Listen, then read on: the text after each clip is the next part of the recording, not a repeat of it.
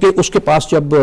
Case پیش ہوا مولا کائنات کا ذرہ کی چوری کا اور کہ یہودی پر الزام تھا،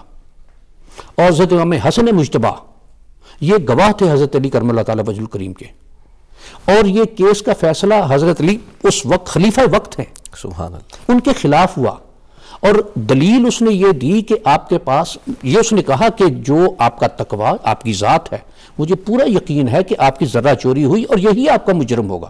لیکن عدالت کے فیصلے کے لیے یا عدالت کی تسلی کے لیے آپ کے پاس مطلوب شہادتیں نہیں ہیں۔ اللہ یہ جب تک اس انداز کو، اس طریقے کو، یقیناً وہ انداز وہ طریقہ، لیکن کم از کم قریب پہنچنے کی کوشش جب تک نہ کی جائے۔ جی بالکل آپ نے صحیح فرمایا جناب۔ یہ بتائیں کہ یقیناً اگر مطالعہ کیا جائے اور اس پہ عمل پیرا ہو تو نبی کریم صلی اللہ علیہ وسلم نے جو تعلیمات عطا کی ہیں اس میں ریاستی نظام کے بہتر معاملات کو سنبھالنے کے لیے بھی بہت ساری تعلیمات ہیں۔ جی تو اس حوالے سے ہم یہ چاہیں گے کہ جو تعلیمات نبوی صلی اللہ علیہ وسلم ہیں وہ کیا ہیں، کیا ان کا آج استعمال یا ان کا اس کو اس انداز سے نبھایا جا رہا ہے؟ دیکھیے نبی کریم صلی اللہ علیہ وآلہ وبارک وسلم کی ذات وہ ایک کسی مخصوص وقت کے لیے،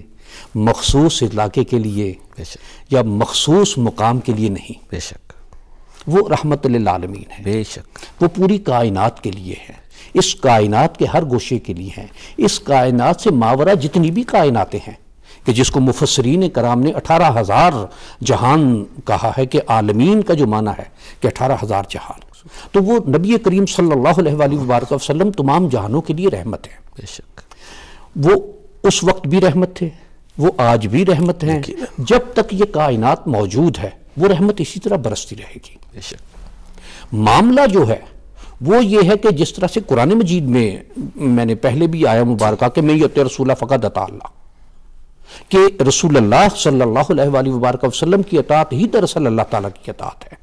جب تک ان احکامات پر عمل پیرا رہیں گے، اس ذات مبارک کے عمل مبارک کی اتباع کرتے رہیں گے، ایک مثلا اور وَمَن یعص اللہ وَرَسُولَہ، کہ جس نے نافرمانی کی اللہ کی اور اللہ کے رسول کی تو وہ جہنم میں جلا گیا اور ہمیشہ اس میں رہے گا۔ یہ نبی کریم صلی اللہ علیہ وآلہ وبارک وسلم کی ذات ہمارے لیے ایک نمونہ ہے، بے شک ایک سیمپل ہے، ایک ایگزامپل ہے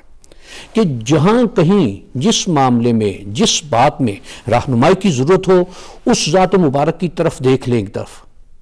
تو یقیناً وہاں سے رہنمائی ملے گی۔ مسئلہ مزاج میں اور اندرون میں ایک اخلاص اور اس اتباع کی خواہش ہونی چاہیے، تو یقیناً ہر شے ملتی ہے وہاں سے۔ بڑی اچھی بات آپ نے فرمائی۔ حضور یہ بتائیے کہ یہ تعلیمات نبی صلی اللہ علیہ وسلم جو ہیں یہ زندگی میں ہر شعبے میں ہماری مدد، رہنمائی اور دستگیری فرماتی ہیں، لیکن کیا وجہ ہے کہ ہم آپس کے معاملات میں رواداری، اخوت، پیار، اخلاق یا اخلاص جو ہے اس کو نظر انداز کرتے جا رہے ہیں، اور معاشرتی اور معاشی سطح پہ اس کے نتائج جو ہیں وہ اس انداز سے نہیں آ رہے؟ آپ کیا سمجھتے ہیں کہ ہمیں یہ رہنمائی جو ہماری اس میں ہمارے جو مذہبی اسکالرس ہیں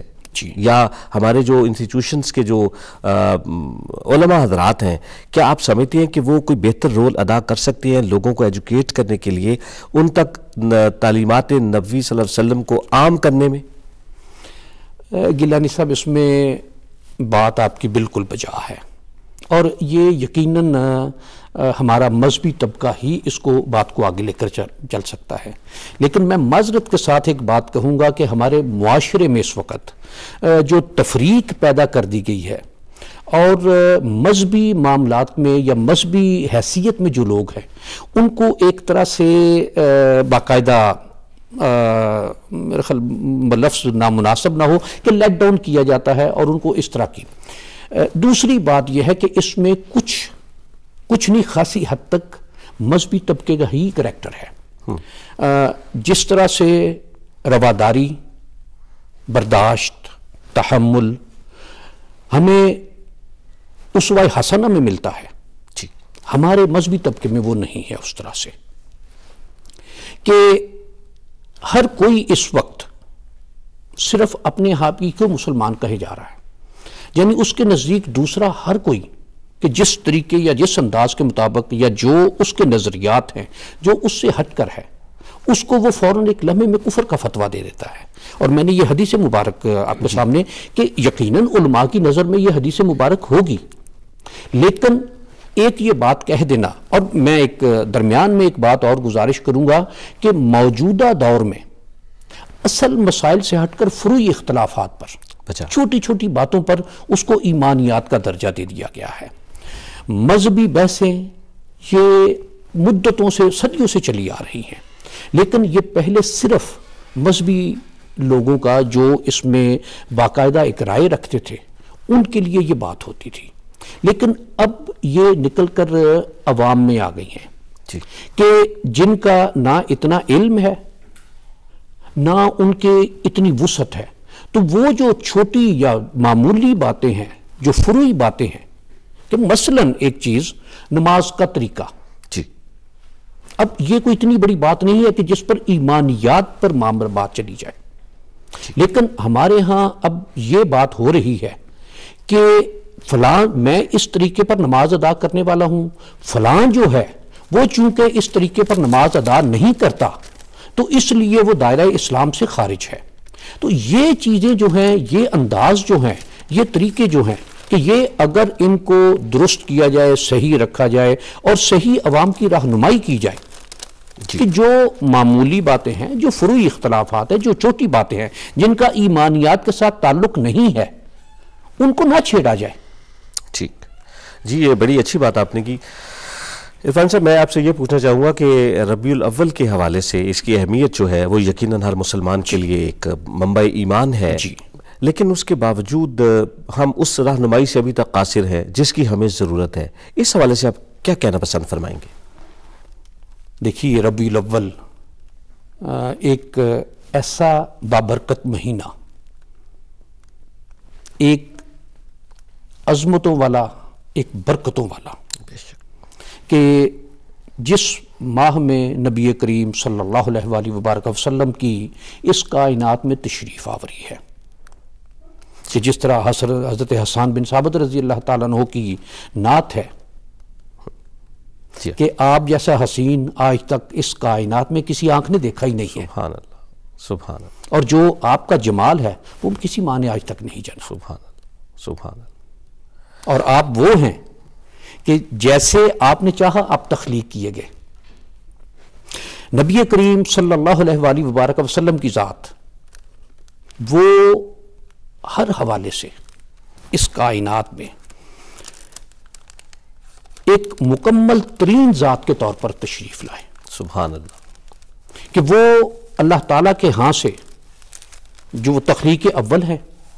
ظہور آخر ہے. بے شک. کہ جو ارشاد فرمایا کہ میں اس وقت بھی تھا جب آدم جسم اور روح کے درمیان تھے، اور دوسری روایت میں کہ جب جسم اور مٹی کے درمیان تھے. سبحان اللہ. تو یہ ذات جو اس کائنات میں تشریف لائی، وہ ذات جو اس کائنات کی تخلیق کی وجہ ہے، وہ ذات کہ جو تمام تر حسن، اخلاق، اچھائی، نیکی سب کا وہ مرقع ہے، اس ذات مبارک کی یاد، یہ یقیناً اس اللہ کی بارگاہ میں ایک شکر ادا کرنا ہے کہ اس نے ہمیں اس امت میں پیدا کیا ہے جو اس کے محبوب صلی اللہ علیہ وآلہ وبارک وسلم کی ہے. اور اس ذات مبارک کی اتباع اور اطاعت کہ قرآن مجید میں بے شمار جگہ پر اس کا تذکرہ ہے. بے شک. یہ ایک صحیح با ایمان ہونے کا حق ہے کہ اس ذات مبارک کے نقش کف پا کو دیکھتے ہوئے، اس ذات مبارک کے عمل مبارک کو دیکھتے ہوئے، اس ذات مبارک کے جو احکامات ہیں ان کو سمجھتے ہوئے زندگی گزارنا، یہ ایمان کی معراج ہے.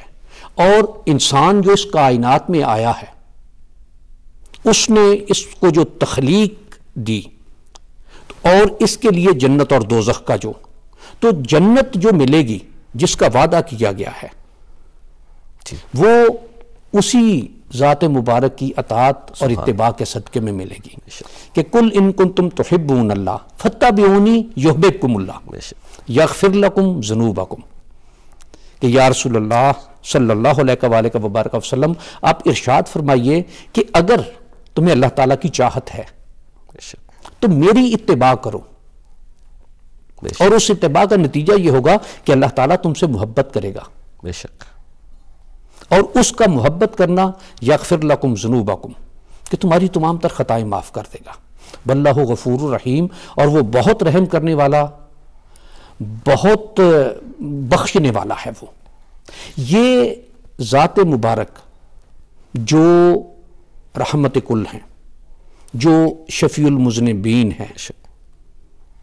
جو رحمت تمام ہے، جو اللہ تعالیٰ کی محبت ہیں، جن کے صدقے میں اللہ تعالیٰ نے یہ کائنات پوری تخلیق کی، بے شک، وہ اتباع، وہ اطاعت، وہ لازم، اور وہ اس اتباع اور اطاعت میں چلتے رہیں گے تو دنیاوی زندگی کی ہر خیر ملتی رہے گی، ہر بہتری ملتی رہے گی، ہر بھلائی ملتی رہے گی۔ سبحان اللہ، بڑی مدلل بات آپ نے فرمائی، اور اس سے جامع بات اور کیا ہو سکتی ہے کہ نبی کریم صلی اللہ علیہ وسلم کی ذات گرامی نے مسلمانوں کے لیے ہر جگہ، ہر لمحے، ہر چیز میں رہنمائی اور دستگیری فرمائی۔ حضور، یہ آپ سے یہ بھی عرض کرنا ہے کہ یہ فرمائیں کہ ہماری زندگی اس وقت جس طرح ہم گزار رہے ہیں، یا ہماری گزران جو ہے اس میں بہت ساری پیچیدگیاں ہیں، مسائل ہیں، کسی جگہ وہی کہ ایسے بھی الفاظ استعمال نہیں کرنے چاہیے، کوئی ایسی بات جو شرعی احکامات کے منافی ہے، تو حضور یہ بتائیے کہ اس میں نبی کریم صلی اللہ علیہ وسلم نے جو ہدایات عطا کی ہیں اس میں کوئی کمی یا خاص ہماری طرف سے کوئی کوتاہی سرزد ہو جاتی ہے، تو حضور کریم صلی اللہ علیہ وسلم کی جو تعلیمات ہیں ان کے اتباع میں جو ہم سے کوتاہیاں سرزد ہوتی ہیں، اس کے تدارک کے لیے کیا اسوہ حسنہ جو ہے اس میں ہماری رہنمائی تو موجود ہے، ہم اس طرف کیوں پیرا عمل نہیں ہوتے؟ یہ دیکھیے، بات تو ظاہر ہے کہ یہ انسانی مزاج ہی کی آئے گی۔ ایک وہ جو بات کہی جاتی ہے کہ میرے گناہ بہت بڑے، لیکن میرے اللہ کی رحمت اس سے بڑی ہے، بے شک، اور اس کی رحمت جو ہے اس کے حصول کے لیے جنت جو ملے گی آخر میں، جو مالک یوم الدین جو ہے وہ، اور وہ جو جزا دے گا وہ اس کائنات میں کیے ہوئے اعمال کی، کہ ابو بکر و عمر و صدیق، عثمان، یہ جتنے بھی صحابہ کرام ہیں، تمام تر کی ہمیشہ یہ